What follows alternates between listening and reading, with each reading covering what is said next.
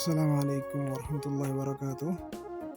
وما أنتم مالي فكرت سنة قري قافني دبر أخطني ورابي مالي وما مالي فكرت تيسا Dabarratti rakkoorratti waan nyaadhu dhabe kun akkanatti hin jiraadha namummaa gara biyyeetti na laala malee waa takkaan qabu saree ta'eetiin taa'utti hin jira bakka jirtanitti natti dirmadha. waan nyaattus hin qabdu. Waa takkaa nyaadhu hin qabu waan harka duwwaan jira namummaatu naa kutee naa kenne malee agabuun bula. eenyu jaamtati? Amina. Aminaa jamta? Amina boodarra kun islaameeti. Ni islaamoyti? Ni islaama egaa kan ta'uu dhabeeti. Islaamummaan tunillee nama gargaarsa dhabeeti. Gargaarsa nama gargaaruu danda'anii? Gargaaruu ni danda'anii ittiin amaneetiin ni gargaaranillee amma egaa hunduu xiqqoo rakkoon jijjiirtuu tana malee kunuuti. Isaanumaatu lubbuuti janaa jiraachisuuf jira. Ilmaan ni qabda? Qabu. Ilmaan hin qabdu? Ilmaan hin qabu. Xiqqaan guddaan kaala jiru hunda kiyya. Nama kiyyaatu achi jira. Oromoon biyya alaa jirtu hundi nama kiyyaa, ilmaan kiyyaa. Ilmaan rabbiin siif hin kennine? Duraan naan kennine. Abbaa warra keetii hoo? Hin qabu.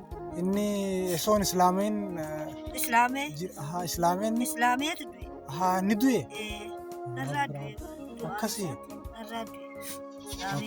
Oromoon biyya alaa jirtu biyya keessa jirtu si gargaarti. Itti siif himna. Amantii ta'ee egaa amantii islaamummaa fudhatte alhamdulillaahi if duuban deebi'ini.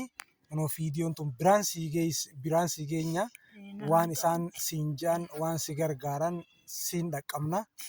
Ammasitti nagaan nu jiraadhu. Osoo karaa deemnuti maal taatee jennee gorree silaalle baga si dubbifnee nagaan nu jiraadhu. Dhumarratti waan Oromoo biyya alaatiin jirtu yookaan biyya keessaa jirtu waan dhaamtuuf ni qabda waan itti dhaammatu. Xiqqaa guddaa kiyyaa guddaallee xiqqaallee bakka jiranitti bakka isaan deemanitti bakka isaan agartee jiruu isaanii bakka itti deemani hunda rabbi nagaan isaanillee haa godhu salaamallee rabbi na haa baasu rabbiin kiyyaallee isaan kana na haa gargaaru bakka jiranittillee anallee haa quba qabaatanii rabbiin kiyyaallee na haa quba qabaachisu yaa rabbii kiyya isaanillee na haa eegu bakka jiranittillee nagaumaan jiraatanitti nagaumaan dalaganii kan isaanillee gammadanii laabulan rabbi na haa godhu kanaan du'aayii galgala ganamaan godhaaf. Egaa Oromoo teenya gargaarsi keessan silaa addaan hin citu waan gaarii hojjechuun matuma keessanii fi kheyrii walii yaaduun matuma keessanii fi akkoon teenyituun akkanatti amantii isii gallakkiftee amantii musliimummaa kana jaalattee amantii qabattee amma immoo rakkoo kana keessatti argamti.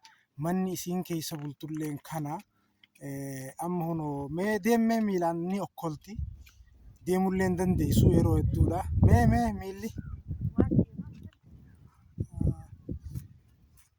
akkanatti ulee kana qabattee deemte jechuudha. Akkana deemtee kadhaa gisee waan rabbiin hireef fudhattee manatti hin galti. Saniif Oromootiyyaa nama amantii teessan fudhatee akkanatti rakkachuu jiru silaa rakkinni amantii waliin qabatu ummaa teessanii akkoo teessanii gargaaraa bira dhaabbadhaan isinin jaa.